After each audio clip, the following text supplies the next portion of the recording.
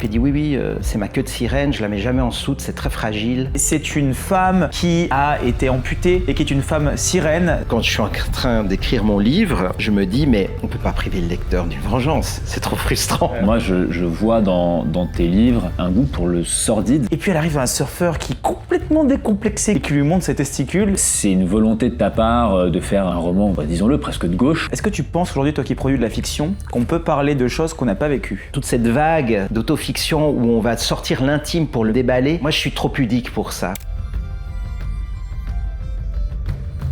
Bonjour à tous et bienvenue aujourd'hui au Rendez-vous au 19 et j'ai le plaisir de vous présenter le livre de Joseph Incardona, si je me trompe pas, Le Monde est fatigué, aux éditions Finitude, et nous avons surtout le plaisir de le recevoir avec nous en compagnie de Raph, mon ami Raph évidemment que vous avez maintenant l'habitude de voir. Comment vas-tu ? Ah, je vais très bien. Ouais, et on est très content de te recevoir. En plus, j'ai bien dormi, donc voilà. Bon, je suis nickel. On est très content de te recevoir. Pourquoi ? Parce que déjà, on a adoré le livre. Moi, j'ai vraiment beaucoup aimé le livre. C'est un livre de pure fiction. Pour revenir un petit peu sur l'histoire afin de contextualiser, c'est une femme qui a été amputée des deux jambes à partir des genoux, si je ne me trompe pas, et qui est une femme sirène. Non pas quelque chose de mystique ou magique, les sirènes qu'on peut avoir, mais sirène en tant que travail. Elle travaille dans les aquariums ou pour des particuliers afin de faire des shows en tant que sirène et qui a vécu un accident. C'est tout l'objet du livre, c'est elle a eu un accident, on ne sait pas pourquoi est-ce qu'elle est devenue ce qu'elle est devenue. Elle profite entre guillemets de ce qu'elle est devenue pour en faire un métier qui est celui de sirène, qui n'est pas très commun, j'avais jamais entendu ça avant en réalité. Et le but du livre, c'est de savoir non seulement pourquoi, et surtout ce qu'elle va faire lorsqu'elle va découvrir qui ou quoi lui a fait... Je veux pas spoiler, je tente tant bien que mal de pas spoiler. C'est jamais facile. C'est jamais vite, hein. La limite, ouais.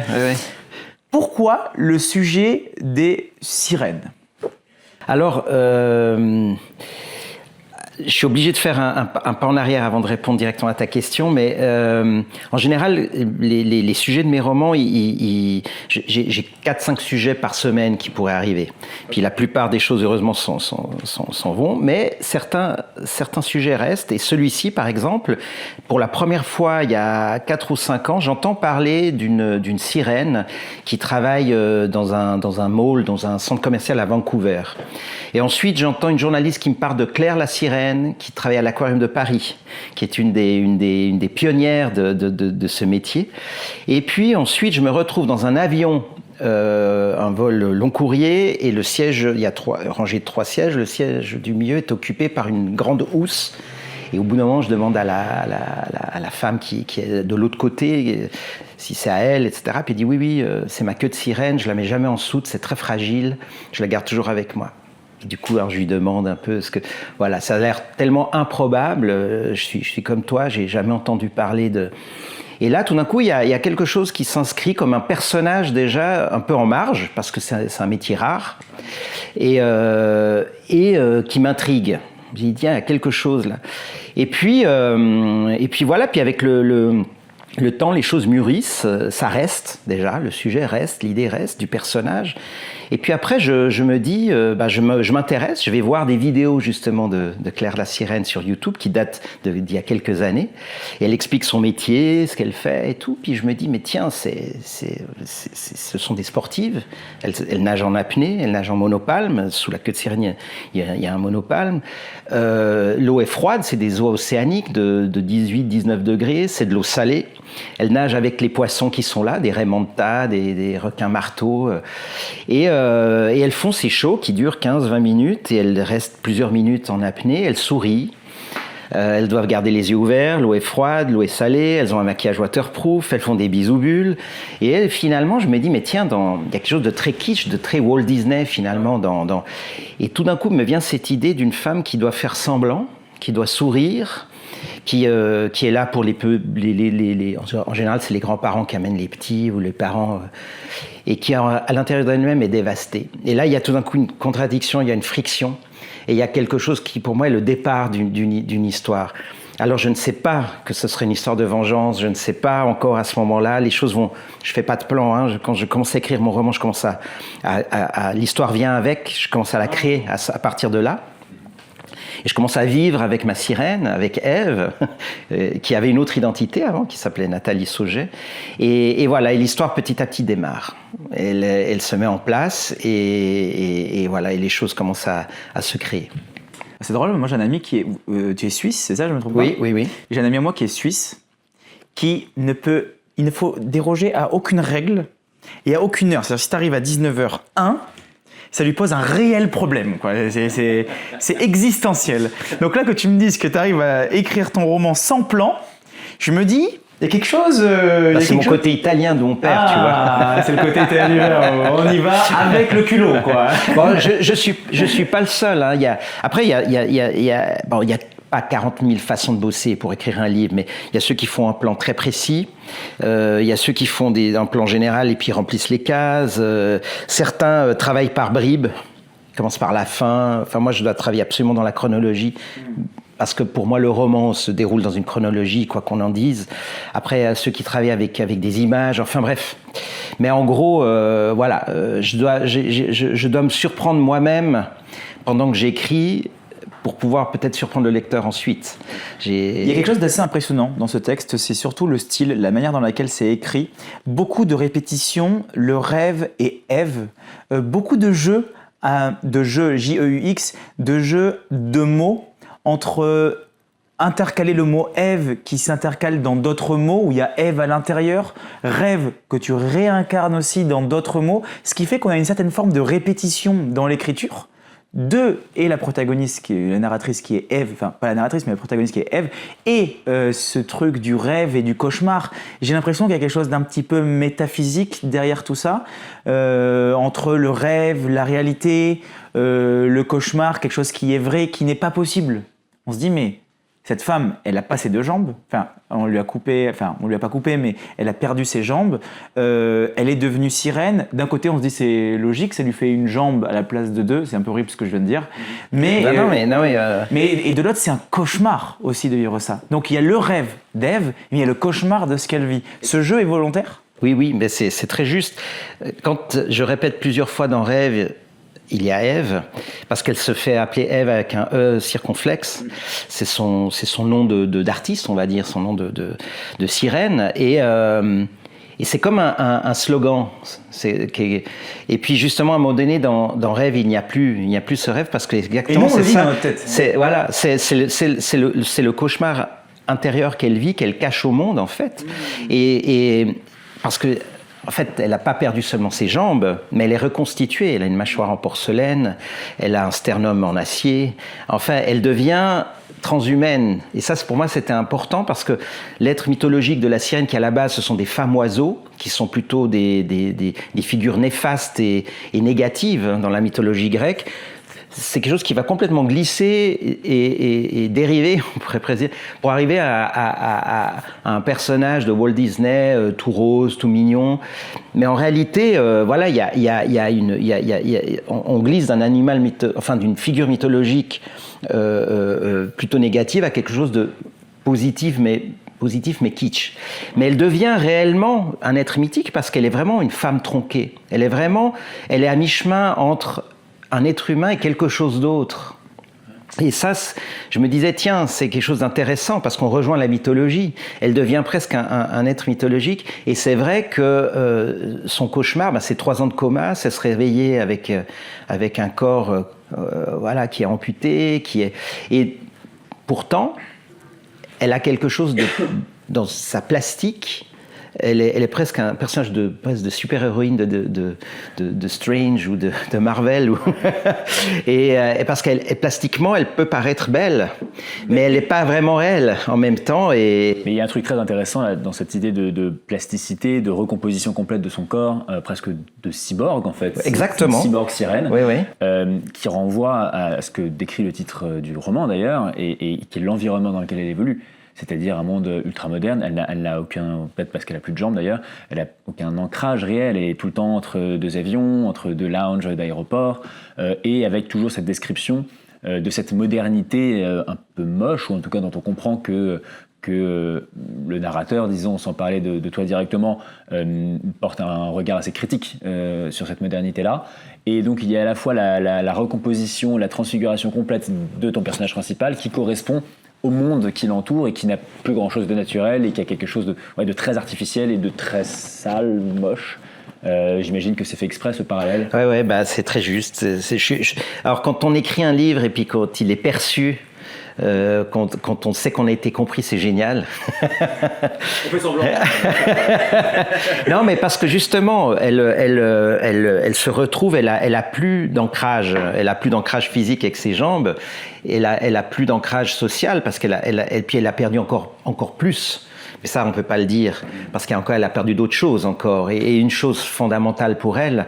Et effectivement, elle n'a plus de lieu où revenir. Hein. Ça serait une Ulysse qui n'aurait plus d'Ithaque où revenir. Et en fait, elle ne fait que passer, que transiter. Et là, pour moi, c'est il y a ce sociologue, philosophe que je trouve extraordinaire, qui est Marc Auger, qui parle des non-lieux, qui est dans les années 90 écrit Théorie de la surmodernité, etc. Et c'est des lieux où on ne fait que passer, des lieux où on ne fait que consommer, des lieux déshumanisés, des lieux uniformisés, où on infantilise les gens avec des logos ou parce qu'il n'y a plus besoin de lire voilà, et puis voilà, et maintenant vous allez Gare de Lyon, c'est plus juste une gare, c'est un centre commercial avec des boutiques, avec des chocolatiers, voilà, donc ça m'a permis ensuite, c'est pour ça aussi le titre Du monde est fatigué, ça m'a permis à travers ces déplacements de faire une critique sociale de ce monde-là qui effectivement est déshumanisé comme elle, et ce sont des non-lieux où on est censé que passer et où la vie n'est pas censée exister finalement. Et pourtant elle existe quand même, hein, parce qu'il y a toujours des humains et l'humain est toujours capable de recréer du social, de recréer du lien. Et donc il y a cette froideur, donc on serait entre Cronenberg et Marc Auger justement, à l'intersection de ça. Ouais. Dans le livre, qui vient de recevoir le prix des Deux Magots, qui a été quand même salué par la critique, il y a quelque chose de l'ordre du chant à l'intérieur. Parfois, j'ai eu l'impression de lire comme des chants de Ulysse. Il y a quelque chose de l'ordre du chant, et bizarrement, dans Ulysse, il y a le passage des sirènes, où les sirènes sont perçues comme le savoir interdit, quelque chose où Ulysse s'attache au mât pour ne pas être pris dans les griffes des sirènes, qui sont faites diaboliques, mais très séduisantes. Il y a quand même un parallèle qui est énorme par rapport à ton personnage. Qu'est-ce que la sirène nous cache? Qu'est-ce que ta sirène nous cache et qu'on ne devrait pas savoir? Alors, c'est une question complexe. Déjà pour le chant des sirènes, j'ai lu un philosophe allemand qui s'appelle Peter Sloterdijk, très compliqué à écrire son nom, mais beaucoup de points au Scrabble. ouais, c'est D-I-C-K-J. Enfin, et je suis en train de lire sa trilogie des sphères. C'est très complexe, mais c'est fascinant. Des moments je comprends rien, mais c'est pas grave. Et à un moment donné, il parle des sirènes. Et quand j'étais en train d'écrire mon bouquin, donc, et en fait, il y a cette chose, il dit que finalement, les sirènes, quand ce fameux chant, c'est qu'elles vont toucher quelque chose de très intime en nous. Elles connaissent exactement la mélodie la plus intime qui est la nôtre, et qui fait qu'on perd tout moyen, quoi. On devient absolument docile et on se laisse aller à ce chant, on ne peut plus contrôler. Ce qui me fait d'ailleurs penser des fois à la musique, c'est toujours d'où vient une mélodie qui à un moment donné nous prend. Voilà, donc avec un lien intime avec peut-être la période aquatique de notre vie quand on est dans le ventre de nos mères, voilà. Et donc il y a cette part intime. Et à un moment donné, je la fais chanter d'ailleurs. Elle nage dans un lac et elle chante. Parce qu'il fallait qu'il y ait le chant des sirènes à un moment donné. Alors, la question de ce qu'elle cache à elle-même. Ou au monde, qu'est-ce que... Alors, je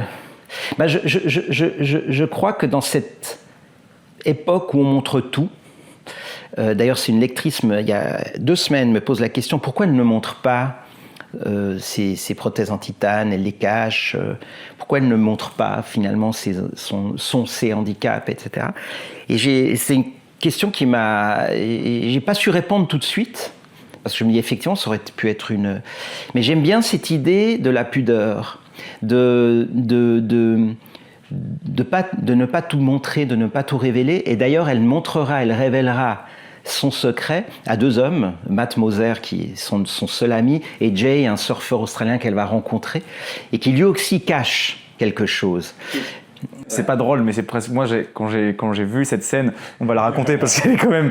C'est drôle sans être drôle. C'est qu'il y a quelque chose. C'est ça qui est fort, je trouve, c'est qu'il y a un côté intime où c'est cette pudeur, la femme ne montre à personne le fait qu'elle perde ses jambes. Et puis elle arrive à un surfeur qui est complètement décomplexé, qui est assez riche d'ailleurs, complètement décomplexé, et qui lui montre ses testicules, enfin, qui lui montre l'absence de testicules. Il dit, mais je connais, moi aussi j'ai un problème. Donc il y a quelque chose. Il y a à la fois, il y a quelque chose de très tendre. C'est un peu quand on est gamin, je te dis mon secret, tu me dis le tien. Quelque chose de l'enfant, et en même temps, voilà, en plus ce surfeur, il est beau comme un dieu, et là, mais il cache quelque chose, lui aussi, il a un défaut, et moi, je trouve que ce qui est magnifique chez les humains, chez nous tous, c'est la faille. C'est ce qui nous rend plus fragiles, et c'est ce qu'on va donner en secret ou en confidence à un amoureux, une amoureuse, un ami, une amie. C'est ça qui est beau. Je trouve que ça se perd, cette idée du secret.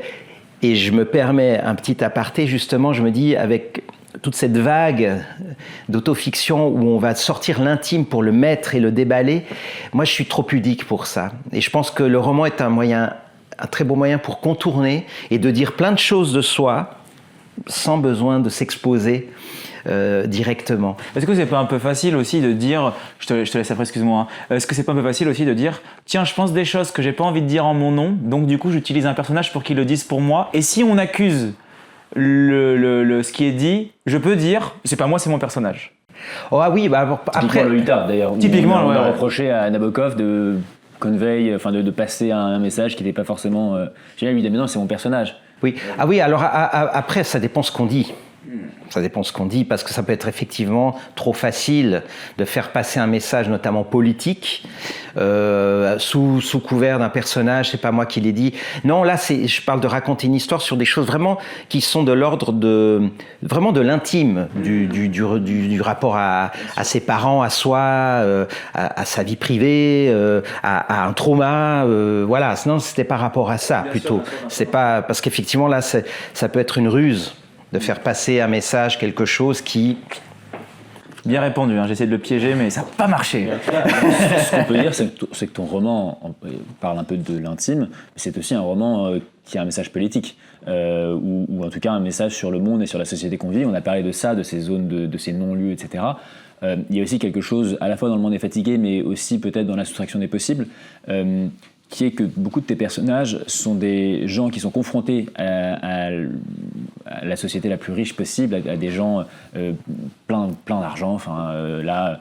Sur ces deux romans-là, qui eux-mêmes ne sont pas forcément issus de ce monde-là et sont là pour divertir. Il y a Aldo qui est le professeur de tennis pour des gens extrêmement riches en Suisse dans La soustraction des possibles. Là, on a cette sirène qui se retrouve au début... Elle se retrouve chez un particulier en Suisse, à Zurich, je crois. À Genève. Voilà, à faire son numéro de sirène dans une piscine pour l'anniversaire d'une gamine de 10 ans. Et à chaque fois, en tout cas dans ces deux romans, il y a une sorte de révolte, de renversement à l'encontre de cette société, de ces gens extrêmement dominateurs, ou en tout cas extrêmement riches et qui instrumentalisent des gens qui sont là pour les divertir. C'est une volonté de ta part de faire un roman, disons-le, presque de gauche, ou en tout cas où on se met du côté des plus faibles. C'est quelque chose que tu veux pas faire passer dans toute ton œuvre, ou c'est de circonstance parce que là le thème de la sirène était bien trouvé? Non, je crois que tout livre finalement pose presque comme un petit acte politique, quoi. C'est quand même par le choix du sujet, le choix des personnages, le choix des thématiques, inévitablement ça nous pose un angle un angle. Donc sur ça on peut pas, là pour le coup on peut pas se cacher non plus derrière. Voilà. Par contre, je pense, ce qui est fondamental, j'essaye de ne pas poser de morale, de ne pas faire qu'on entende ma voix directement, de faire en sorte de créer des émotions pour ceux qui vont lire, de donner à voir, et ensuite l'idée c'est que lecteurs, lectrices se fassent leur opinion là-dessus, de pas trop les orienter. Alors c'est sûr que quand elles se retrouvent dans l'océan de plastique à nager au milieu pour un clip vidéo de sensibilisation à l'écologie, etc., au milieu des plastiques, il est clair que de dire ça, c'est une façon de le dénoncer. Ça c'est évident, et je pense que j'y échappe pas, personnage ou pas. Bien sûr. Non, mais complètement. Et là, si par l'émotion de la lecture, parce que c'est ça que le roman, comme le cinéma ou le théâtre, amène une prise de conscience, c'est parce qu'on prend les gens par l'émotion, et l'émotion nous fait qu'on a moins de barrières, on est moins rigide et on s'ouvre plus, et on peut être plus facilement transformé, en tout cas sensible à. Alors là, il est clair que c'est quelque chose qui est quand vous voyez les images sur Internet, c'est tellement, ça fait vraiment mal. Je dis pas ça parce que, alors je dors, je mange, je vis, bien sûr, mais quand je vois ça, ça me fait mal, quoi. Et je me souviens que j'avais vu une photo d'un surfeur en Indonésie, un jeune Indonésien qui surfait dans le tube, hein, et il était entouré de bouteilles de plastique, de déchets, et quand j'avais vu cette photo, elle m'est revenue, vu qu'on était en lien avec l'eau, etc. Et puis je suis allé voir, et tout d'un coup, voilà, il y a ces tourbillons, il n'y en a pas qu'un maintenant, il y en a dans plusieurs endroits du globe, et c'est un peu tout ce qu'on jette. D'ailleurs, à un moment donné, quand elle nage, elle s'y met, est-ce que peut-être un des trucs que j'ai pu peut-être jeter dans la rue, là, un Mars, un truc, est-ce qu'il n'est pas revenu jusqu'ici? Parce que tout va toujours à la mer, hein, tout va toujours à la mer. Et donc voilà, là, clairement, il y a quelque chose qui va ensuite être en lien, alors ça on ne va pas le dire bien sûr, mais qui va tout d'un coup s'inscrire dans sa tête par rapport à la fin du livre. Ouais, exactement. Est-ce que tu penses aujourd'hui, toi qui produis de la fiction, qu'on peut parler de choses qu'on n'a pas vécues? Ah, absolument. Je crois que c'est le privilège de l'écrivain, c'est de pouvoir être quelqu'un d'autre. Alors après, voilà, par rapport à nos sensibilités, à ce qu'on est, il y a des sujets où on se sent qu'on peut y aller, puis d'autres, on va rester, on est moins... voilà, ça peut changer au cours d'une vie. Mais je pense que c'est le grand privilège. C'est comme un comédien qui peut endosser un rôle, et c'est pareil. Alors d'où ça vient? C'est voilà, je peux être une femme. D'ailleurs, je termine presque ma trilogie des héroïnes sur 3 romans où il y a 3 femmes, et je pense que je suis en mesure d'être une femme le temps de mon écriture. J'étais Ève, j'étais avec elle, j'étais Matt Moser, ce bonhomme obèse qui est mal dans son corps. J'étais Jay, ça vient, je sais pas, c'est un peu mystérieux. C'est à la fois l'empathie, l'expérience de vie, le regard sur les choses. Et je peux être aussi dans d'autres romans un salaud. En fait, on les investit, ces personnages, ils existent, et puis après on revient à soi-même. Mais ce qui est intéressant, c'est que, je pense que c'est le même processus quand on lit. Moi, je suis un lecteur avant d'être un écrivain, donc je deviens les personnages. Et je pense que c'est une manière magnifique d'appréhender le monde, de devenir quelqu'un d'autre le temps d'une lecture ou de l'écriture. Ça nous ouvre, que je vais regarder peut-être un SDF dans la rue d'une manière différente que je le regardais avant, parce que j'ai lu quelque chose sur lui ou j'ai écrit quelque chose sur lui. Donc je revendique absolument, c'est un des espaces de liberté qui nous reste, parce que on ne peut pas parler que de soi-même, ça serait, ou de ce qu'on connaît. Je trouve que c'est Rosa Montero, une écrivaine espagnole qui, dans Le danger de ne pas être folle, c'est un magnifique livre qui parle d'écriture, elle dit, mais je revendique de pouvoir être un homme, un jeune, un vieux, voilà. Et je suis absolument de son avis. Et heureusement, parce qu'il arrive à certains de tes personnages des choses absolument terribles, que ce soit se faire amputer, de mourir, etc. Et dans plusieurs de tes livres. Moi, je vois dans tes livres un goût, ou en tout cas une volonté de montrer, un goût pour le sordide. Je ne sais pas quel est quel autre mot. J'ai notamment en tête cette scène dans La soustraction des possibles, d'un suicide dans une piscine qui extrêmement marquant, franchement assez gore, hein, enfin on peut le dire. Là pareil, ton héroïne, donc elle est amputée, etc. Il y a tout un tas de choses qui arrivent à différents personnages. D'où ça te vient ce goût pour le gore, le trash, le sordide, et qu'est-ce que ça permet de dire ou de montrer? Alors, gore et sordide, je mets un bémol dessus. Oui, c'est des mots un peu fort. Alors, dans la soustraction des possibles, on va reprendre juste cette scène de Odile qui se suicide.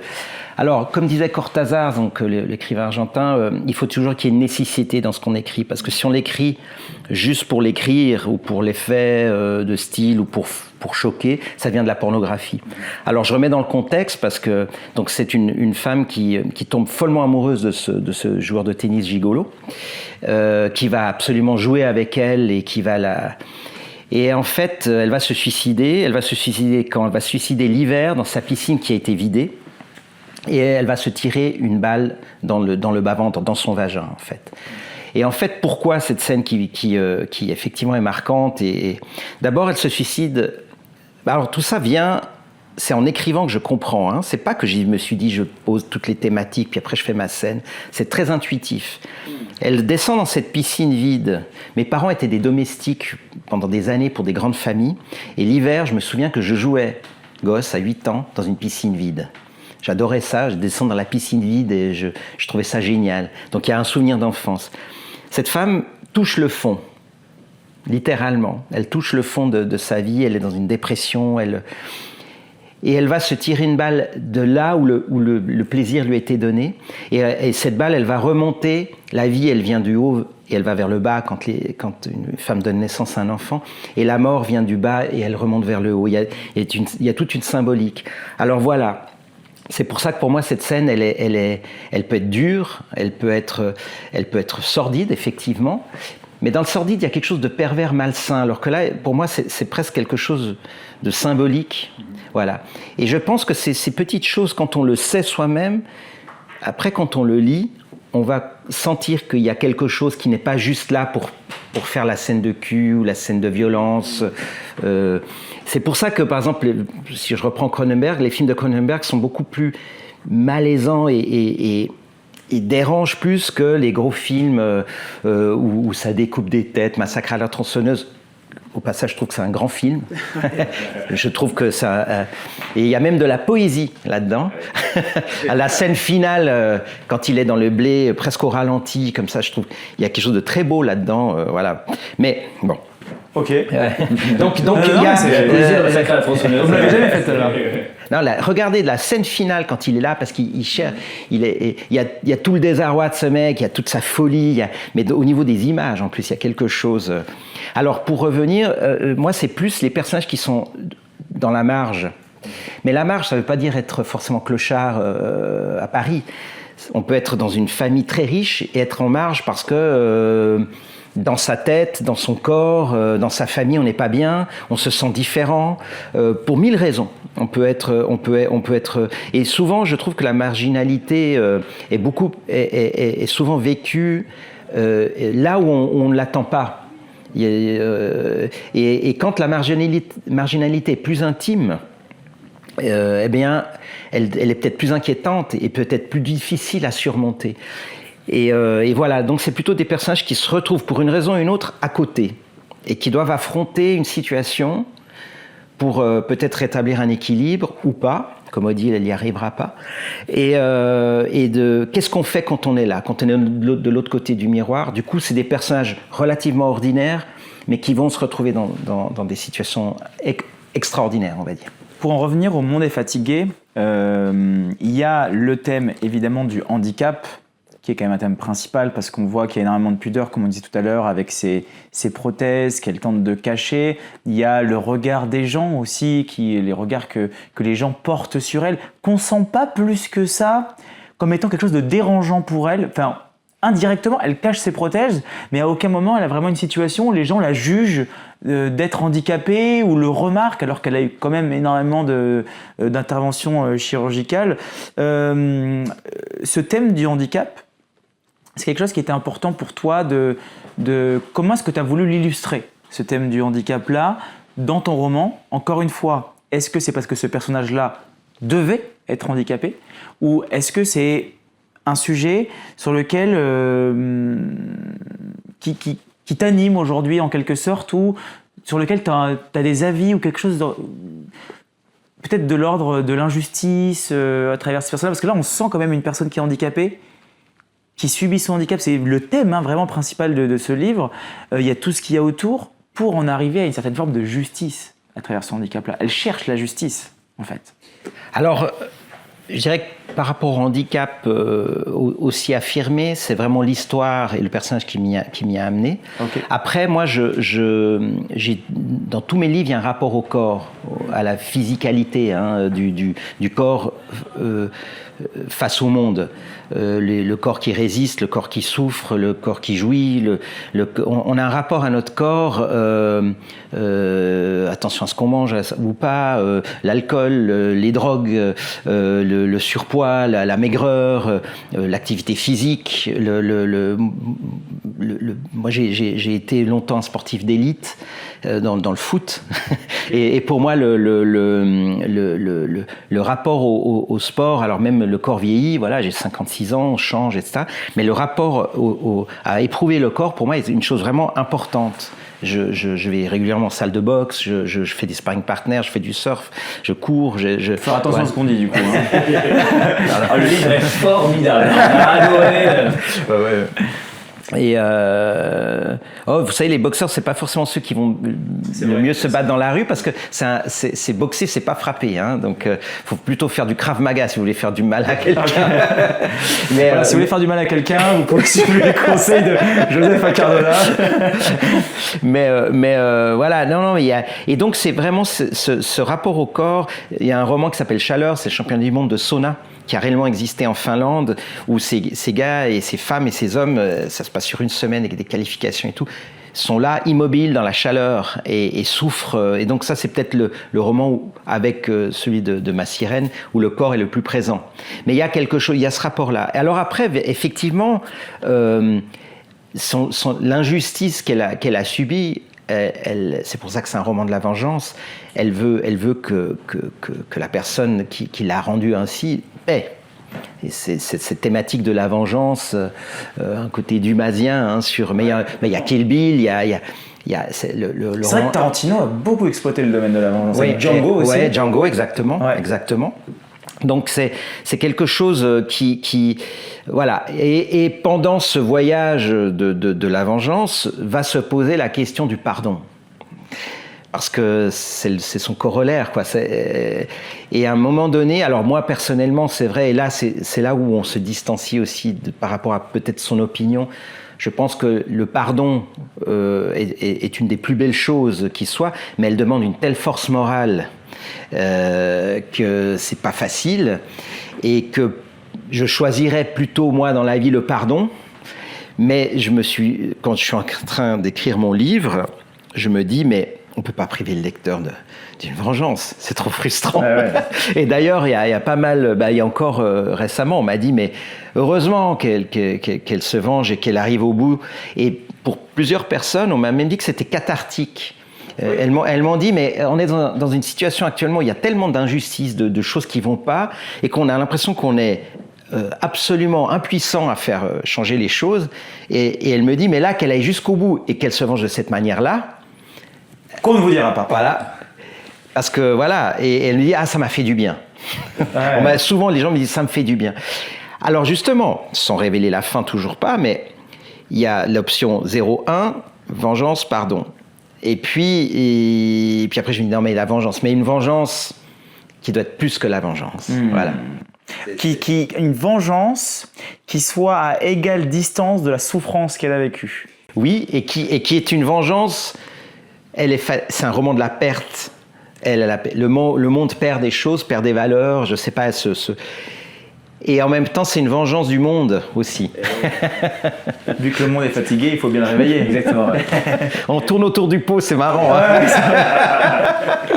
t'as parlé de Dumas, peut-être qu'on en reparlera tout à l'heure, et c'est vraiment la première chose à laquelle on pense quand on pense à la vengeance.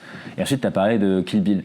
Et c'est vrai que, pour le coup, alors Kill Bill est un film extraordinaire et qu'il faut que tout le monde regarde. Cette scène, on lui arrache l'œil comme ça, là, c'est dingue. Exceptionnel en 2 parties, c'est incroyable. Puis la scène de combat dans le dojo.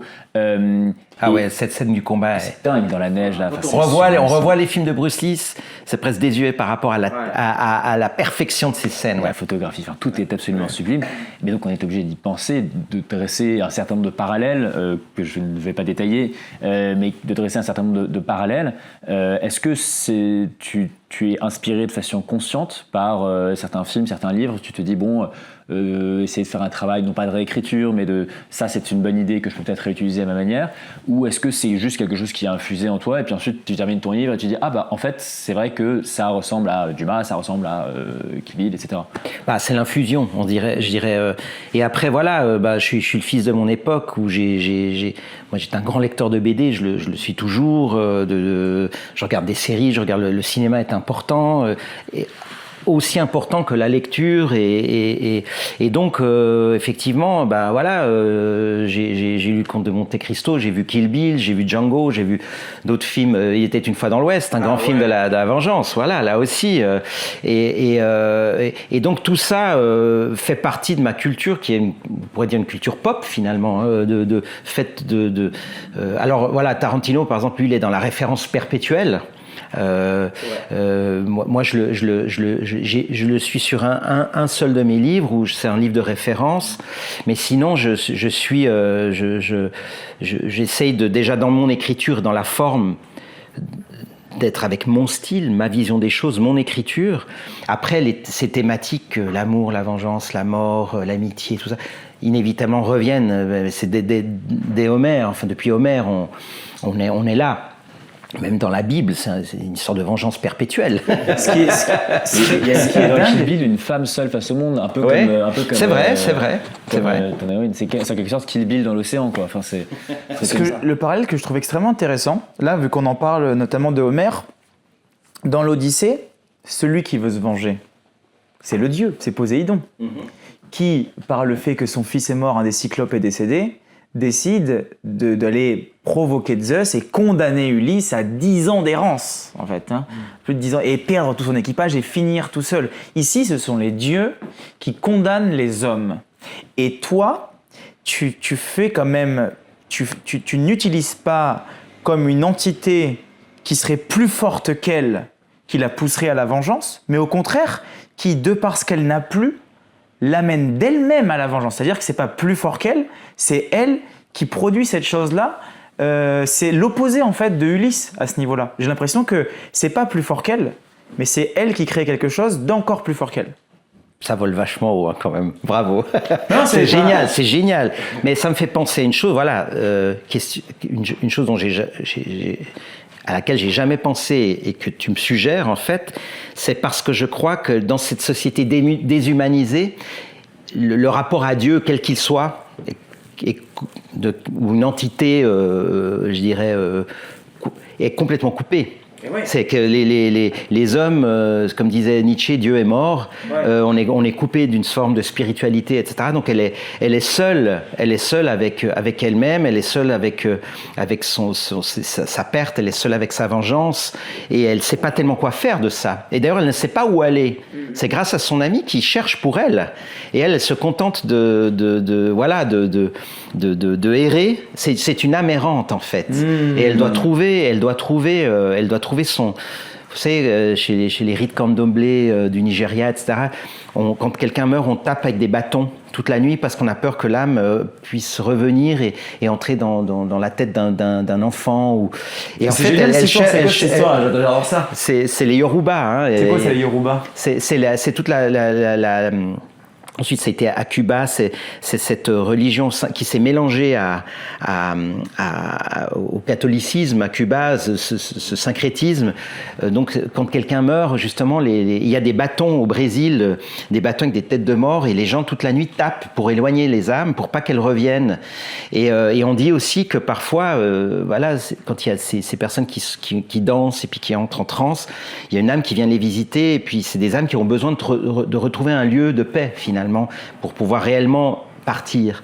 Et au fond, elle est comme une âme errante. Mais c'est maintenant, en parlant avec vous, que je songe à ça. Comment ça s'appelle les rites candomblé ou yoruba. On en parlera après parce que c'est impossible de pouvoir écrire. Et donc Ève, c'est une sirène, mais c'est aussi un fantôme, quoi. Oui, un peu. Elle traverse un peu cette vie comme un fantôme. Elle mange très peu. Un fantôme qui ne fait que parler de son corps. Hein. Oui, mais c'est un fantôme, c'est un esprit qui n'a pas trouvé son apaisement au moment de la mort. Et elle est assez silencieuse, oui. On me parle d'un roman silencieux, un roman. Complètement. Et elle retrouve son centre de gravité finalement quand elle est dans l'eau. Quand elle... Il y a un rapport, moi, en écrivant beaucoup, je suis né à côté du bassin je suis né sur le bassin d'Arcachon, il y a de l'eau à côté de chez moi, j'ai vécu dans les tribus en Amérique latine, j'ai vécu autour d'un rio de crocodile où j'ai vécu des mois et des mois, presque une année autour d'un rio de crocodile. L'eau est toujours, la pêche, l'eau, tout ça. Il y a quand même un truc dans ton livre où j'ai l'impression que l'eau, même dans celui dont on parle juste avant, l'eau est encore quelque chose de présent. Ça a quel impact le milieu aquatique, toi, dans ta vie? Moi, j'ai ce qu'on appelle l'appel de la mer. Non, mais avec sans E à la fin. MER, ouais. Non, c'est-à-dire que bon, déjà, moi, je viens du côté de mon père d'une famille sicilienne qui vient de Syracuse. Donc, moi, quand j'étais gosse, je voyais Enzo Maiorca. On le voit dans Le Grand Bleu, c'est le personnage qui allait faire ses plongées en apnée. J'étais gosse, je le voyais. Mon grand-père le connaissait, etc. J'ai toujours eu, l'eau a toujours été un élément à tel point que quand on arrivait en vacances en bagnole, il y avait la mer. Déjà dans la voiture, j'avais déjà mon maillot de bain sous le short. Je commençais à me déshabiller pour quand mon père parquait la bagnole. Moi, je sortais, j'allais plonger, quoi. Voilà. Donc voilà. Et puis, alors maintenant, je suis loin de la mer. Vu que je vis en Suisse, cela dit, c'est un pays de lacs. Il y a des lacs partout. Il y a de l'eau. Et en fait, moi, l'été en Suisse, quand il y a des festivals, des trucs, machin, j'ai toujours un maillot de bain parce qu'il y a toujours un moment où on peut se baigner. Et d'ailleurs, il y a un festival qui s'appelle Le Livre sur les quais. C'est le premier festival qui inaugure début septembre la saison littéraire, qui est maintenant très connue en France aussi. Tout le monde doit apporter son maillot de bain parce que et on se baigne. Donc voilà. Donc non, mais plus sérieusement, l'eau, oui, a toujours été un élément. Je fais du surf, j'ai fait de la voile sur le lac. Voilà, c'est l'eau. Autant je me sens pas à l'aise dans l'air. Un avion, je sais pas. J'ai fait du parapente une fois. Alors que j'ai des amis, mais dans l'eau, je dois faire attention d'ailleurs parce que les baïnes, mais parce que je pourrais mais je me sens à l'aise, c'est comme ça. C'est quelque chose, voilà. Oui, comme toi, c'est un élément qui. Ouais, c'est vrai, c'est pas sûr. Même l'odeur du sel sur la peau après la mer. Même quand on se balade, on a cette espèce de couche au-dessus de la peau qui craquelle comme ça dès qu'on bouge le poignet. C'est dans les cheveux, c'est quelque chose d'agréable. Vous avez encore des cheveux, vous? Pour ceux qui ne regardent pas la vidéo, celui qui a le plus de cheveux ici, c'est Joseph Incardona. Mais ils ne sont pas boxeur, et donc c'est les fantômes des cheveux. Allez, on va dire le sable dans la barbe. Il y a eu une inversion. Ils sont allés en bas. Je vous rappelle, les amis. Non, c'est ça. Je vous rappelle, les amis, qu'on parle de Le Monde est fatigué de Joseph Incardona, qui vient d'avoir le prix des Deux Magots aux éditions Finitude. Un livre qu'on a vraiment beaucoup aimé, une très belle fiction qui nous fait réfléchir sur plein d'aspects de notre société, mais qui surtout nous fait voyager, c'est ça le plus important. Et comme tout livre né d'autres livres, quelles sont toi tes influences? Qu'est-ce qui fait qu'aujourd'hui t'écris? Est-ce que tu as un ou deux auteurs qui ont vraiment une influence importante pour toi dans ton écriture ou qui t'ont peut-être donné l'envie d'écrire? Alors déjà, de manière globale, je dois beaucoup à la BD. Okay. Quand j'étais gosse, maintenant moins, mais Alors c'était les bandes dessinées de l'époque, il y avait beaucoup moins de choix que maintenant, mais par exemple je pense à Blueberry. Pour moi c'est entre le scénario et le dessin, il y a quelque chose d'extraordinaire, quoi. Il y a une dramaturgie, il y a un sens de l'ellipse, il y a une écriture parce que le métier d'écrivain, ça prend, c'est une des dernières choses, c'est pour ça que j'appelle l'art du pauvre, c'est un des derniers arts qu'on peut apprendre tout seul. Et ça, donc il faut lire, pratiquer, et tout est bon à prendre. Donc il y a eu ça. Après, avant de répondre pour en choisir que deux, hein, il y a tous ces romans un petit peu, il y a Jack London, il y a Le Dernier des Mohicans, enfin c'est des trucs un peu bon, je suis né en 69, des trucs un peu garçons d'aventure, on va dire. Des romans très romanesques, en fait. Mais voilà, et là déjà, il y a les Américains. Là déjà, après bon, il y avait les Bob Moran de Henri Verne, mais ce que je veux dire, il y avait la chanson de Bob Moran quand fait tous les shakers. J'avais pas du tout la ref là, pour le coup. J'avais un Indochine, j'avais pas du tout. 3h du matin dans une mauvaise boîte de nuit, le sol un peu collant, t'entends ça, tu te dis bon là il est l'heure de rentrer. Mais voilà, ça a été des choses quand on a 9-10 ans comme ça, voilà, et puis voilà, et après il y a eu les Américains. Pour moi, enfin, d'abord les Français et Russes du 19-20e, hein, quand même Zola, Maupassant, tout ça, là j'ai pas tout lu, mais de temps en temps, là j'ai lu récemment La Bête humaine, mais j'avais vu le film avec Gabin, mais quel livre extraordinaire. C'est un pur roman noir, c'est un roman. C'est le premier roman finalement du psychopathe, quoi, du gars qui peut pas se retenir de tuer et qui essaie de lutter contre ses pulsions. C'est extraordinaire, quoi. D'une modernité, et là on voit que l'écriture ne vieillit pas. Après il y a Dostoïevski, il y a Maupassant, c'est l'écrivain de l'angoisse, du tourment, enfin bref. Et puis, il y a eu les Américains, parce que les Nord-Américains, plus tard, il y aura les Sud-Américains aussi. Mais chez ces écrivains nord-américains, alors ça commence avec Hemingway, il y a Faulkner, il y a Raymond Carver, Steinbeck, bien sûr, Bukowski, etc. C'était, tout d'un coup, Kent Anderson, enfin, il y a plein d'écrivains qui viennent de la vie. Edward Bunker, quand même 30 ans de tôle dans le couloir de la mort, et finalement il en réchappe. Il commence à écrire là d'ailleurs son premier roman, 5 manuscrits jamais publiés, le 6e va être publié. Des gens qui viennent de l'expérience de vie et qui ensuite vont travailler l'écriture. Et tout d'un coup ces livres, ils ont un supplément d'âme. Et je ne sais plus qui disait, avant d'apprendre à écrire, apprenez à vivre. Et il y a quelque chose de très puissant là-dedans. Et ça sortait un peu d'une écriture plus académique qui par rapport à la France et l'Italie, mes deux références culturelles, et je dis la France parce que je suis suisse, mais je suis français, francophone. Je suis français naturalisé quasiment. Je veux dire, d'ailleurs, j'étais à un festival récemment, ils m'ont mis avec les Français, ils m'ont pas mis avec les étrangers, donc voilà. donc on a même pensé que j'étais corse à un moment donné. Sur un article de journal, on a dit que j'étais corse, donc c'est bon. Ah, ok. Mais c'est pas comment il faut le prendre, ça. C'est les origines italiennes, ça. Non, mais je pense qu'avec la soustraction des possibles, ça se passe en Corse en partie. Ok, donc, voilà. ouais, c'est pour ça. Et voilà. Alors pour en citer deux, pour faire, et puis on n'a jamais fini. Pardon, je fais des parenthèses. Il y a tout le temps des nouveaux livres qui arrivent et qui vous prennent. Alors il y en a pas 150 dans l'année, mais il y en a régulièrement quand même qui sont là et qui vous disent voilà, là il y a un écrivain. Récemment, ça t'est arrivé pour quel livre, par exemple? Par exemple, un livre de Marius Daniel Popescu, qui est un écrivain suisse d'origine roumaine, qui est dans le prix Vepler avec moi, on est finalistes ensemble, le Cri du Barbeau chez Corti. Et très beau livre où il mélange son expérience de vie en Roumanie avec le présent, parce qu'après il est colleur d'affiches à Lausanne, et il a une langue, Marius il a vraiment une langue, et c'est pour ça que je distingue les écrivains des auteurs. C'est quoi la différence pour toi? Les auteurs, ils se contentent c'est un peu comme le bon chasseur et le mauvais chasseur. Non, mais un écrivain, il cherche quelque chose dans la forme. Il se met en danger, il a une forme de recherche, forme et fond. Il y a quelque chose dans la recherche plastique aussi de l'écriture, dans la profondeur de champ, dans la liberté de ton, dans l'indépendance aussi. Et après, les auteurs, voilà, on raconte une histoire ou pas. Après, une très bonne histoire peut suffire.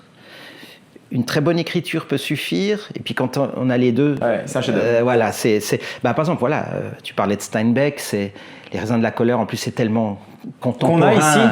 Qu'on a ici, Les raisins de la colère. On a le manuscrit des raisins de la colère. Peut-être que Nico. Alors, non, Nico, faut que tu prennes un micro parce qu'il y a un truc. Je sais pas si tu dois forcément pas être au courant, mais faut qu'on. La dernière page des manuscrits c'est fantastique. Attends, on en a un là de micro, il marche celui-là, non? Nico va nous expliquer un truc. Il va t'expliquer un truc. Enfin, c'est fou de nous expliquer ça la dernière fois. J'ai trouvé cette histoire elle est dingue, quoi. Histoire de dingue. C'est le manuscrit aux éditions des Saints-Pères qui est publié, en fait, qui est Les raisins de la colère. En fait, explique-le nous, quoi, parce que moi, je vous aurais bien moins bien l'expliquer que toi. Tiens, mets-toi à ma place. En fait, lorsque Steinbeck rédige cette nouvelle version du manuscrit, c'est pas son premier jet. Et sa femme, qui croit énormément dans le projet, lui fait promettre d'écrire en gros dans le manuscrit pour que ce soit bien lisible, pour être sûr que l'éditeur puisse s'y retrouver facilement. Et donc il recommence le manuscrit avec cet intitulé au début où il indique « New Start, Big Writing ».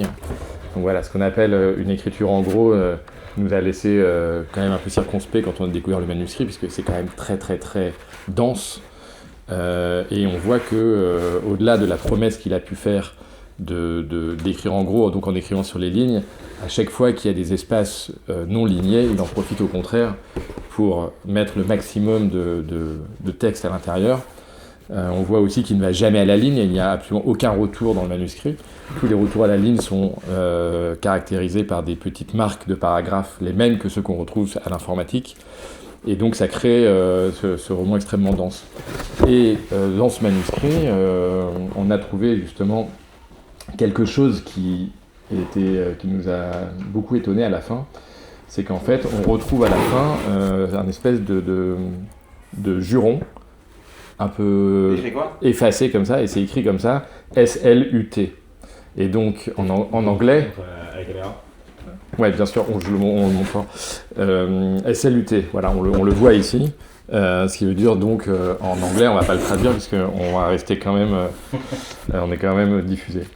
Et lorsqu'on a trouvé donc ça, la graphiste qui travaillait sur la restauration du manuscrit, puisque le principe de cette édition, c'est évidemment de proposer une version restaurée fidèle à l'original. Elle ne savait pas comment le traiter puisque ça ressemble énormément à quelque chose qui a été rajouté. Ce n'est pas la même écriture, c'est pas la même couleur, c'est écrit en énorme, et puis ça n'a pas vraiment de lieu d'être. Quand on connaît le manuscrit, quand on connaît Les raisins de la colère, on sait que c'est un texte qui est assez transgressif.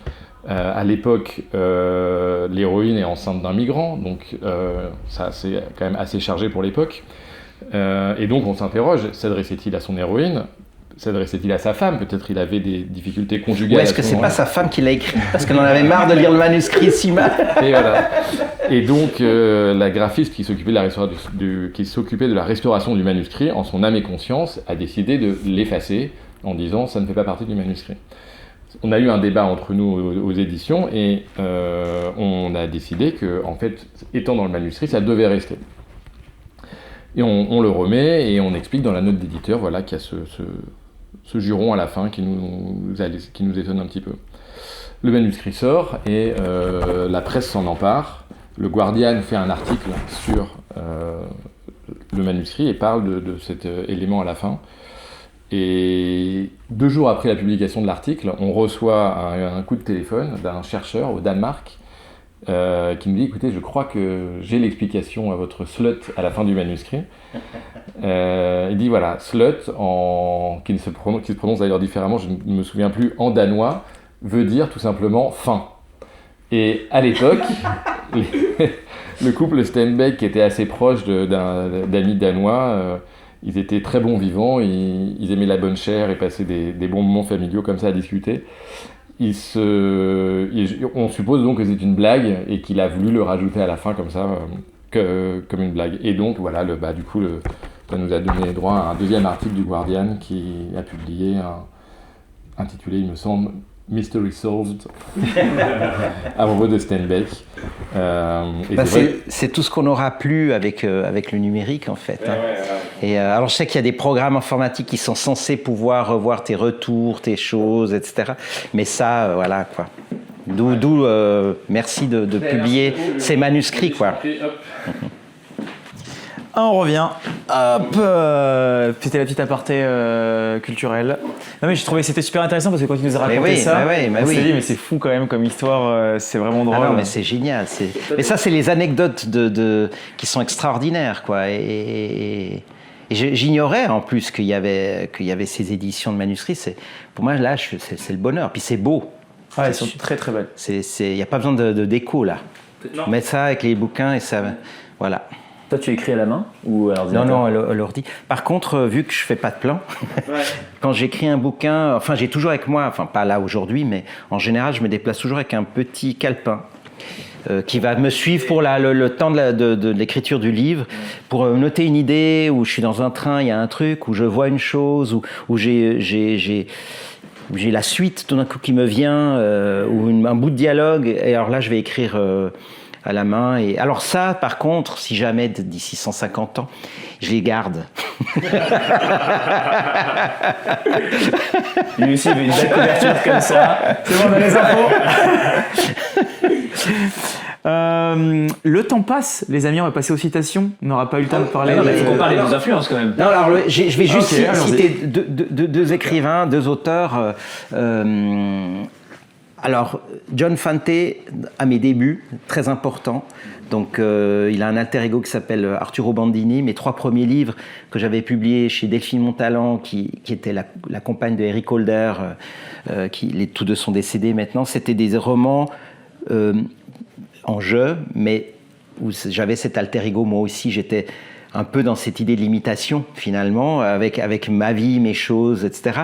Donc c'était romancé. Et pour moi, c'était très important d'avoir John Fante, dans Demande à la poussière, qui commence son bouquin, il dit voilà, je suis dans une chambre d'hôtel, je suis venu de Boulder, Colorado, je suis à Los Angeles, je suis venu là pour écrire, j'ai 22 ans, je suis dans ma chambre tout seul avec ma machine à écrire, j'ai un tas d'oranges, parce que je fais que bouffer des oranges, j'ai pas un rond, et voilà, et tout d'un coup là il y a quelque chose qui m'a parlé quoi.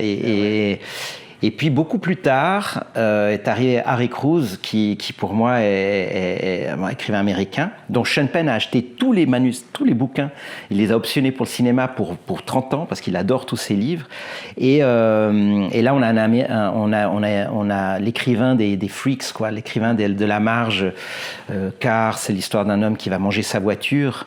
Body, c'est l'histoire d'un entraîneur de bodybuilding et de Cheryl Dupont, sa bodybuildeuse, et ils vont pour le championnat du monde de bodybuilding, et ça se passe pendant une semaine dans cet hôtel où il y a ce show, et c'est extraordinaire. Voilà, enfin, Harry Crews est pour moi immense dans sa poésie brute, dans sa finesse. En même temps, et dans ces histoires absolument dingues et originales. C'est un des rares écrivains qui en plus a raté des livres. Et voilà, pour moi il y a 2 livres qui sont illisibles, très mauvais, Les Savonnettes pour la vie et puis un truc avec le karaté, que je trouve pas bon. Mais c'est ça, un grand écrivain, c'est quelqu'un aussi qui rate des livres. Et puis, peu importe. J'ai commencé Harry Crews, moi, parce que le titre m'a parlé, parce que j'adore Steinbeck, c'est Des mules et des hommes. Oui, c'est son autobiographie. Et il a une vie de dingue. Ouais. Ah non, mais il est complètement barré, quoi. Il a une vie de fou, ce mec. Donc, comment parler de soi de cette manière-là, avec l'ironie et la distance. Ça c'est quelque chose qui est fondamental. Alors c'est vrai que ça c'est 2 romans sérieux, mais j'ai des romans aussi plus trash. Stella et l'Amérique, une prostituée qui fait des miracles. Et là, on est dans un truc complètement déjanté dans la veine des frères Cohen. Là. Ah, donc si vous ne savez pas quoi lire et vous voulez un truc déjanté, Stella et l'Amérique aussi, en même temps que Le Monde est fatigué. On va passer sur le jeu des citations. On va te donner quelques citations. Tu vas juste nous dire si tu es d'accord avec ou pas, en nous disant pourquoi. Et puis voilà tout. Hein. Alors, vas-y, tu veux commencer ? Ok, très bien, on peut commencer. J'en ai une très très simple et très évidente, mais qui est en lien direct avec ton livre. La vengeance est un bonheur qui ne se consomme que froid. Alexandre Dumas dans Monte Cristo. Oui, oui, parce qu'il y a du temps qu'à passer. Et j'aime bien plutôt celle de Voltaire, je dirais, pour savoir se venger, il faut savoir souffrir. Très belle celle-là. Très très belle celle-là. De Saint-Exupéry, il écrit « Celui qui se venge se soumet encore à son ennemi ». Tout à fait. C'est pour ça que peut-être le pardon, c'est se mettre au même niveau que l'autre finalement. Et moralement, on se remet, voilà. Et encore sur la vengeance, et après on passera à d'autres thématiques, mais enfin de Nietzsche, dans Zarathustra, le désir de vengeance est un désir de justice malade. Oui, parce qu'on est obligé de la faire soi-même alors qu'on devrait pouvoir compter sur une justice indépendante qui fait justice pour nous. Donc bah oui, parce qu'il y a le côté malade, parce qu'effectivement il y a beaucoup de ressentiment et puis il y a de la haine. Parce que toi tu disais justement qu'à titre personnel, tu es plus porté vers le pardon que vers la vengeance. Je serais plus quelqu'un qui peut, sur une injustice ou quelque chose qui me touche, réagir de manière sanguine. Après, le côté du temps qui passe et de mettre rationnellement la vengeance, c'est quelque chose qui ne me correspond pas. Il y a une forme de mesquinerie au fond, hein, mais après, des fois, l'outrage est tellement grand que voilà.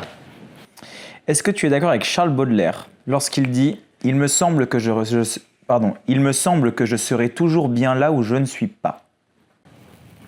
Oui, j'ai ce problème de l'ailleurs, oui.